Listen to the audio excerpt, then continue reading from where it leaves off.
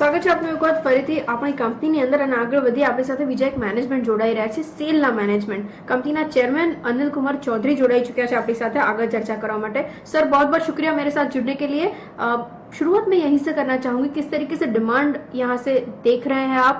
Current condition जो देख रहे हैं उसके बाद कोरोना के इम्पैक्ट तो होंगे, लेकिन इन्वेंट्री लेवल्स किस तरीके से आप देख रहे हैं, किस तरीके से डिटेल्स अगर आप मुझे दे पाए कुछ।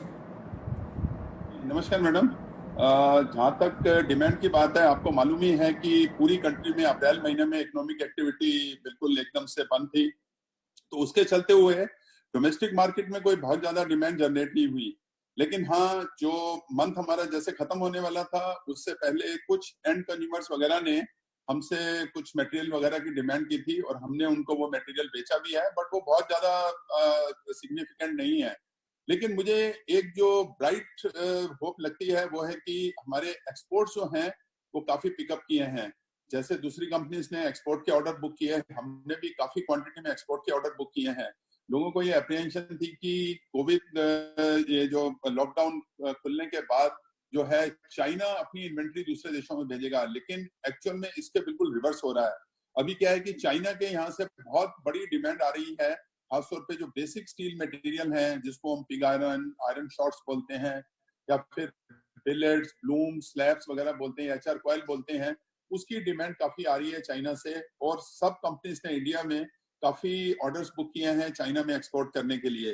इसके अलावा कुछ जो हमारे इधर से मिडिल ईस्ट से और इसके साथ साथ नेपाल से और हमारे जो साउथ ईस्ट एशिया और फार ईस्ट, यहाँ से भी काफी सारी डिमांड आ रही है स्टील के लिए। तो मुझे लगता है कि अभी डिमांड भले ही सबड्यूड है, लेकिन आने वाले टाइम में एक तो एक्सपोर्ट से अच्छी डिमांड आएगी, दूसरा जैसे ही हमारी कंट्री के अंदर ये लॉकडाउन खुलेगा, मेरा ये एक्सपेक्टेशन है कि कंट्री से एक बहुत बड़ी डिमांड आने वाली है जिसको कि हमको मीट करने के लिए तैयार रहना चाहिए। ऑलरेडी आपने देखा होगा काफी इंफ्रास्ट्रक्चर और कंस्ट्रक्शन प्रोजेक्ट शुरू हो गए हैं, और उसके अलावा जो नेशनल इंफ्रास्ट्रक्चर पाइपलाइन है उसके ऊपर एक्सपेंडिचर होना है, वो भी ऑलरेडी शुरू हो गया है। और गवर्नमेंट को मैं धन्यवाद देना चाहूंगा कि जितना प्रोएक्टिवली उन्होंने इस पे काम करना शुरू किया है, इसके रिजल्ट्स हमें मिलने अभी शुरू हो जाएंगे। थोड़े समय वेट करने वाली बात है बस।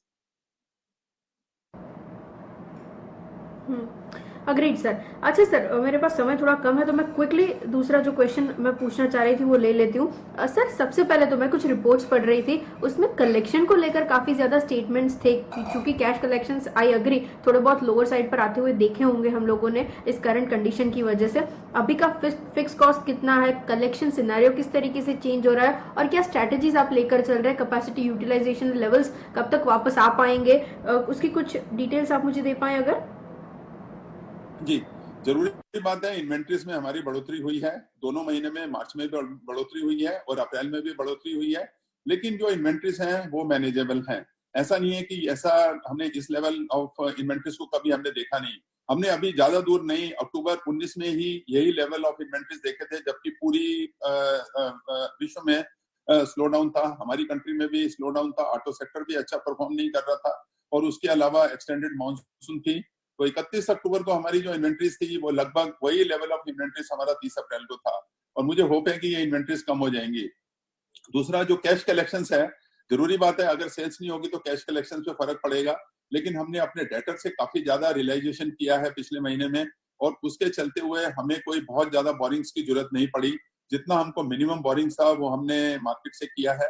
तीसरा जो आपने बताया फिक्स कॉस्ट का, स्टील इंडस्ट्री के अंदर फिक्स कॉस्ट काफी हाई रहती है, बिकॉज स्टील इंडस्ट्री जो है कैपिटल इंटेंसिव होने के साथ साथ लेबर इंटेंसिव भी है, और इसके चलते हुए सारे जो इंटीग्रेटेड स्टील प्रोड्यूसर्स हैं उनके फिक्स कॉस्ट हाई रहती हैं, और हमारे फिक्स कॉस्ट भी हाई हैं। यहाँ तक सेल के फिक्स कॉस्ट का बात है, लगभग 1800 करोड़ के करीब ये फिक्स कॉस्ट है हमारी, जिसको कि हमें हर महीने देना पड़ता है।